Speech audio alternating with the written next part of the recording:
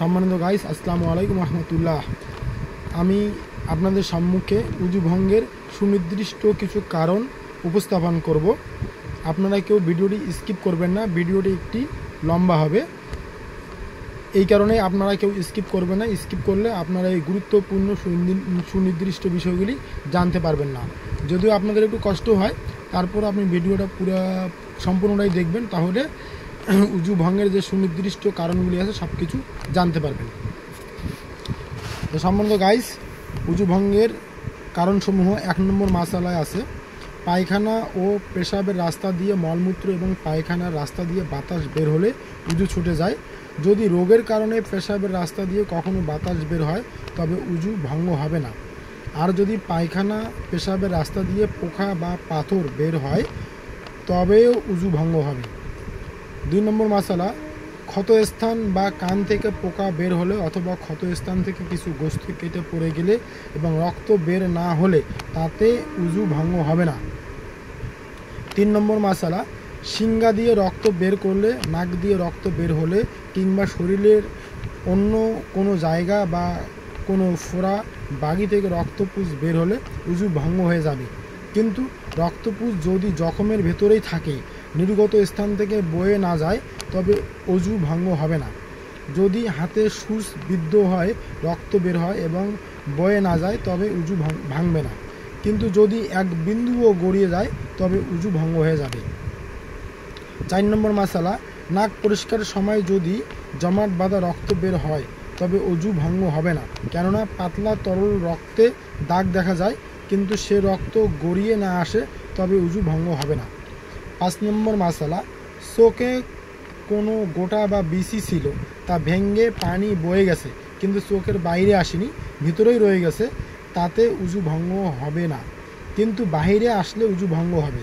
তদ্রূপ যদি কানের ভেতর কোনো গোটা থাকে আর তা হতে পুঁজ বা রক্ত বের হয়, আর যদি গোসলের সময় যে পর্যন্ত ধোয়া ফরজ সে পর্যন্ত না আসে তবে উযু ভঙ্গ হয়নি, আর যদি সে পর্যন্ত আসে তবে উযু ভঙ্গ হয়ে গেছে।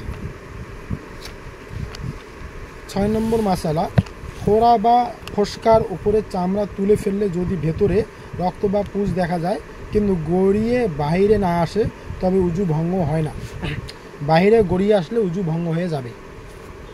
7 নম্বর মাসালা, ফোড়া ইত্যাদির জখম খুব গভীর হলেও যতক্ষণ পর্যন্ত রক্ত বা পুঁজ ফোড়ার বাহিরে না আসে সে পর্যন্ত উযু ভঙ্গ হয় না। 8 নম্বর মাসালা, ফোড়া বা বাগির রক্ত আপনা হতে বের হয়নি, যদি টিপে বের করা হয়ে থাকে এবং জখমের বাইরে গড়িয়ে পড়ে তবে উযু ভঙ্গ হয়ে যাবে। 9 নম্বর মাসালা, কারো ঘা থেকে অল্প অল্প করে রক্ত বের হচ্ছে আর সে তার উপর মাটি ছড়িয়ে দিচ্ছে বা কাপড় দিয়ে মুছে ফেলছে, তাতে রক্ত গড়িয়ে এদিক সেদিক না যেতে পারে, তবে এখন তার ভেবে দেখতে হবে যদি সে না মুছতো তবে রক্ত গড়িয়ে জখমের মুখ থেকে ছড়িয়ে পড়তো কিনা। যদি ছড়িয়ে পড়তো বলে মনে হয় তবে উযু ভঙ্গ হয়ে যাবে। আর যদি এরূপ বিশ্বাস হয় যে না মুছলেও রক্ত এদিক সেদিকে ছড়িয়ে পড়তো না তবে উযু ভঙ্গ হবে না। 10 নম্বর মাসালা, যদি থুতুর সাথে রক্ত দেখা যায় এবং নেহায়েত কম হয়, বর্ণ সাদা বা হলদে রঙের ন্যায় হয় তবে উযু ভঙ্গ হবে না। আর যদি রক্ত অধিক হয় এবং লাল রঙের হয় তবে উযু ভেঙে যাবে। 11 নম্বর মাসালা, দাঁত দিয়ে কোনো বস্তু চিবানোর সময় বস্তুর উপর রক্তের দাগ দেখা গেলে কিন্তু থুতুর সঙ্গে আদৌ রক্তের রং দেখা গেল না, এতে উযু ভঙ্গ হবে না। 12 নম্বর মাসালা, জোকে ধরলে যদি তা এ পরিমাণে রক্ত পান করে থাকে যে জোকটাকে কেটে ফেললে রক্ত গড়িয়ে পড়বে তবে উযু ভঙ্গ হবে। যদি সামান্য পরিমাণ পান করে থাকে তবে উযু ভঙ্গ হবে না। মশা মাছি বা ছারপোকা যে রক্ত পান করে তাতে উযু যায় না। 13 নম্বর মাসালা, যদি কানের ভিতর ব্যথা লাগে এবং পানি বের হয়, যদি কোনো ফোড়া ফুসি আছে বলে মনে না হয়, তথাপিও এরূপ পানি নাফাক তা কানের ছিদ্রের বাহিরে এমন স্থান পর্যন্ত আসলে উযু ভঙ্গ হবে যা উযুর মধ্যে ধৌত করা ফরজ। যদি নাভি থেকে পানি বের হয়ে এবং বেদনাও অনুভব হয় তবে তাতে উযু ভঙ্গ হবে। কিংবা যদি চক্ষু থেকে পানি নির্গত হয় এবং বেদনাও অনুভূত হয় তবে তাতে উজু ভঙ্গ হবে, নতুবা শুধু চোখ দিয়ে পানি বের হলে উজু ভঙ্গ হবে না। 14 নম্বর মাসালা, স্তন থেকে পানি বের হলে যদি বেদনা অনুভূত হয় তবে এ পানি নাপাক এবং উজু ভঙ্গ হবে। আর যদি বেদনা অনুভূত না হয় তবে সে পানি পবিত্র নয় এবং উজু ভঙ্গ হবে না। 15 নম্বর মাসালা, বমনকালে ভাত, পানি বা পিত্তরস যদি মুখ ভর্তি হয়ে বের হয় তবে উজু ভঙ্গ হবে, মুখ ভর্তি হয়ে না আসলে উজু ভঙ্গ হবে না। এ পরিমাণ মুখ ভর্তি হয়ে কফ বমি করলে উজু ভঙ্গ হবে না। বমিতে প্রবাহমান তরল রক্ত বের হলে উজু ভঙ্গ হবে, তা মুখ ভর্তি হয়ে আসুক বা কম আসুক। জমাট রক্ত মুখ ভরে বের হলে উজু ভঙ্গ হবে, অন্যথায় উজু ভঙ্গ হবে না। 16 নম্বর মাসালা, অল্প অল্প করে বমি হলে যদি সমস্ত বমি একত্র করলে এত পরিমাণে হয় যে সেসব একবারে হলে মুখ ভর্তি হয়ে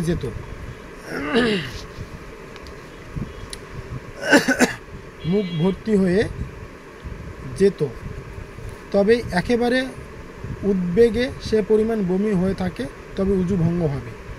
আর যদি প্রথমবারের উদ্বেগ সম্পূর্ণ চলে গিয়ে বমন ভাব দূর হয়ে পুনরায় উদ্বেগের সাথে সামান্য বমি হয় এবং দ্বিতীয়বারের উদ্বেগ থেমে গেলে তৃতীয়বার পুনরায় নতুন উদ্বেগ হয়ে সামান্য পরিমাণ বমি হয়ে থাকে তবে সেসব যোগ করা হবে না এবং উজু ভঙ্গও হবে না। 17 নম্বর মাসালা, শুয়ে শুয়ে অল্প কিছু ঘুমালেও উজু ভঙ্গ হবে। আর যদি কোনো বেড়া বা দেওয়ালের সঙ্গে হেলান দিয়ে বসে বসে ঘুমায় তবে ঘুম যদি এত গভীর হয় যে ওই বেড়া বা দেয়াল সেখানে না থাকলে ঘুমের ঝোঁকে পড়ে যেত তবে উজু ভঙ্গ হবে। নামাজে দাঁড়ানো অবস্থায় নিদ্রা গেলে উজু ভঙ্গ হয় না, কিন্তু নিদ্রা অবস্থায় কোনো রোকন আদায় করলে তা পুনরায় আদায় করতে হবে। সেজদা অবস্থায় বিশেষ করে স্ত্রী লোকদের ঘুম আসলে উজু ভঙ্গ হবে। 18 নম্বর মাসালা, নামাজের বাহিরে কোনো বেড়া বা দেওয়ালে হেলান না দিয়ে নিতম্বের উপর মজবুতভাবে চেপে বসে নিদ্রায় গেলে উজু ভঙ্গ হবে না। 19 নম্বর মাসালা, বসে বসে এমন তন্দ্রা এসেছে যে পড়ে গেছে, তবে যদি পড়া মাত্রই সজাগ হয়ে যায় তবে উজু ভঙ্গ হবে না। আর যদি কিছু মাত্র দেরিতে জাগে তবে উজু ভঙ্গ হবে। আর যদি শুধু বসে বসে ঝিমাতে থাকে না পড়ে তবে উজু নষ্ট হবে না। 20 নম্বর মাসালা, সামান্য সময়ের জন্য বেহুশ বা পাগল হয়ে গেলে উজু ভঙ্গ হবে। যদি তামাক ইত্যাদি কোনো নেশার জিনিস খেয়ে এরকম অবস্থা হয় যে ভালোভাবে হাঁটতে পারে না, পা এদিক সেদিকে চলে যায়, তাতে উজু ভঙ্গ হবে। 21 নম্বর মাসালা, নিজেও শব্দ শুনতে পায় এবং পাশের লোকেও শব্দ শুনতে পায়। নামাজের মধ্যে এরকমভাবে হাসলে অর্থাৎ হাসি হাসলে উজু ভঙ্গ হবে এবং নামাজ নষ্ট হয়ে যাবে। আর যদি হাসি এমন হয় যাতে নিজেও আওয়াজ শুনে এবং অতি নিকটে যদি কেউ থাকে সেও শুনতে পায়, কিন্তু পাশের লোকেরা সাধারণত শুনতে পায় না, তবে তাতে নামাজ ভঙ্গ হবে। উজু নয়, আরও যদি মোটেও শব্দ না হয় তো শুধু ঠোঁট ফাঁক হয়ে দাঁত বের হয় তবে তাতে উজু ভঙ্গ হবে না, নামাজও নষ্ট হবে না। নাবালেগ ছেলে বা মেয়ে অট্টহাসি হাসলে তার উজু ভঙ্গ হবে না। তেমনি তেলাওয়াতের সেজদায় কোনো বালেগ ছেলে বা মেয়ে অট্টহাসি হাসলে তার উজু ভঙ্গ হবে না, তবে সেজদা ও নামাজ আদায় হবে না, আবার আদায় করতে হবে। 22 নম্বর মাসালা, উজুর পর নখ কাটলে বা জখমের উপর মরা চামড়া তুলে ফেললে তাতে উজুর কোনো ক্ষতি হয় না, পুনরায় উজু করতে হবে না, অথবা শুধু সেই স্থানটু ধোয়ারও কোনো হুকুম নেই। 23 নম্বর মাসালা, উজু করে অন্য কারো সতরে দৃষ্টি পড়লে বা নিজের সতর খুলে গেলে তাতে উজু ভঙ্গ হয় না। হ্যাঁ, বিনা প্রয়োজনে অন্যের সতর দেখা বা নিজের সতর খোলা গুনাহের কাজ। তেমনি গোসলখানায় কাপড় খুলে গোসল করে ওই কাপড় খোলা অবস্থায় যদি উজু করে তবে তাতে উজু হবে, পুনরায় উজু করতে হবে না। 24 নম্বর মাসালা, যে বস্তু দেহ থেকে নির্গত হলে উজু চলে যায় সে বস্তু নাপাক, আর যে বস্তু বের হলে উজু ভঙ্গ হয় না সে বস্তু নাপাক নয়। সুতরাং যদি সামান্য এক বিন্দু রক্ত বের হয় আর জখমের মুখ থেকে গড়িয়ে না পড়ে বা সামান্য কিছু বমি হয়ে থাকে তা আর হাতে ভাত, পানি, পিত্তরস বা জমাট রক্ত বের হয়, তবে ওই রক্ত এবং বমি নাপাক নয়। অতএব কাপড়ে বা শরীরে লাগলে তা ধৌত করা ওয়াজিব নয়। আর যদি মুখ ভরে বমি হয় বা রক্ত জখমের মুখ থেকে গড়িয়ে পড়ে তবে তা নাপাক এবং তা ধৌত করা ওয়াজিব। যদি এ পরিমাণ বমি করে গ্লাস, পেয়ালা বা বদনায় মুখ লাগিয়ে কুলি করার জন্য পানি নিয়ে থাকে তবে ওই পাত্রগুলো নাপাক হয়ে যাবে। সুতরাং সতর্ক হতে হবে, তাতে হাতে পানি নিয়ে কুলি করাই নিরাপদ। 25 নম্বর মাসালা, শিশু যে দুধ বমি করে তারও এ নির্দেশ, যদি মুখ ভর্তি করে বমি না করে তবে নাপাক নয়, কিন্তু মুখ ভর্তি হয়ে এসে থাকলে তা নাপাক। 26 নম্বর মাসালা, উজুর কথা মনে আছে কিন্তু উজু ভঙ্গ হয়েছে কিনা স্মরণ নেই, তবে শুধু এতটুকু সন্দেহ উজু ভঙ্গ হবে না, পূর্বের উজুই ঠিক আছে বলে মনে করতে হবে। ওই উজু দিয়ে নামাজ আদায় করলে নামাজ আদায় হবে, তবে সন্দেহ দূর করার জন্য আবার উজু করাই উত্তম। 27 নম্বর মাসালা, উজুর সময় সন্দেহ হলো যে অমুক স্থান ধোয়া হলো কি না, এ অবস্থায় স্থান ধুয়ে নেবে। উজুর শেষে এমন সন্দেহ হলে কোনো তোয়াক্কা করতে নেই, কোনো স্থান ধোয়া হয়নি বলে নিশ্চিত বিশ্বাস হলে তা ধুয়ে নেবে। 28 নম্বর মাসালা, উজু ছাড়া কোরআন শরীফ স্পর্শ করা জায়েজ নয়, অবশ্য যদি আলাদা কোনো কাপড় দিয়ে ধরে তবে জায়েজ, কিন্তু নিজের পরনের কাপড় বা জামার আঁচল দিয়ে ধরা জায়েজ নয়। যদি মুখস্থ পড়ে তবে উজু ছাড়াও জায়েজ আছে। আর যদি কোরআন শরীফ সামনে খোলা থাকে ওতে হাত না লাগায় তবে দেখে পড়াও জায়েজ আছে। এরূপে যে সব তাবিজ বা তস্তরিতে কোরআনের রূপে আয়াত লেখা থাকে তাও উজু ছাড়া স্পর্শ করা জায়েজ নয়। এই মাসালা খুব ভালোভাবে স্মরণ রাখবে। তো সম্মানিত গাইস, আমি উজুর সুনির্দিষ্ট কিছু মাসালা ভঙ্গের কারণগুলি আপনাদেরকে জানালাম। আমার এই ভিডিওটি যদি আপনাদেরকে ভালো লেগে থাকে অবশ্যই আমার এই চ্যানেলটি সাবস্ক্রাইব করবেন, কমেন্টে আপনাদের মূল্যবান মতামত জানাবেন, লাইক এবং শেয়ার দিয়ে পাশে থাকবেন। আসসালামু আলাইকুম ওয়া রাহমাতুল্লাহ।